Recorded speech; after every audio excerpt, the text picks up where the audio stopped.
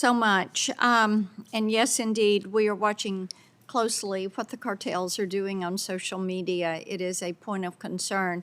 Senator Klobuchar and I have done a lot of work in that space. Mr. Stevens, want to come to you in your role there at HSI. And I think that you probably recognize how important state and local participation with ICE is as we are apprehending the criminal element in these gang members that are tied to Tren de Aragua and MS-13.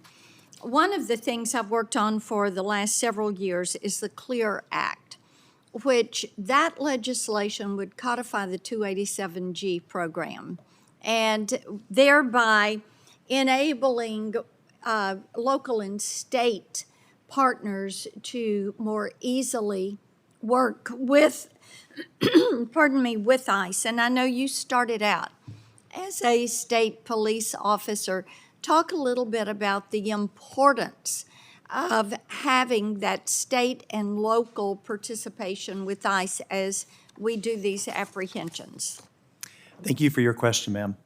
This is extremely important. As the special agent in charge for HSI El Paso, I have a very unique footprint. I have a boot in the state of Western Texas, or the Western District of Texas, where we have extreme support from law enforcement. We're able to work with all the state and local agencies. I also have a boot in New Mexico, which has more regulations. I have successes in all of those locations because I have great partnerships, but it shouldn't depend on great partnerships. In my role as a special agent in charge, I have to have political conversations with law enforcement leaders instead of public safety conversations. Our goal as public safety leaders across our agencies is to be able to go in and see how we can most help our state and local partners, because I wished as a state trooper I would have known what I knew now.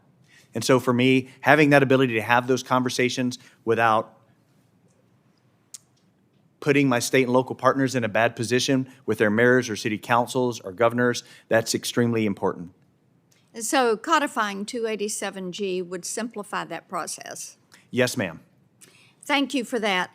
Last week, I had the opportunity to do an ICE ride-along in Nashville and see firsthand how the process is working, and also to talk with our ICE agents in Nashville. I think there's a lot of concern about the increase of assaults, a 500% increase on these agents in the last few weeks.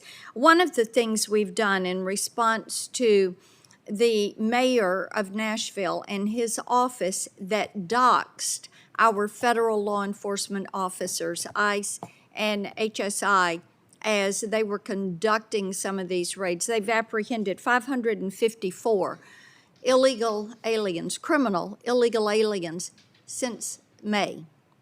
So it's been quite an effort, but we did legislation that would make it illegal to dox federal law enforcement officers and immigration officials.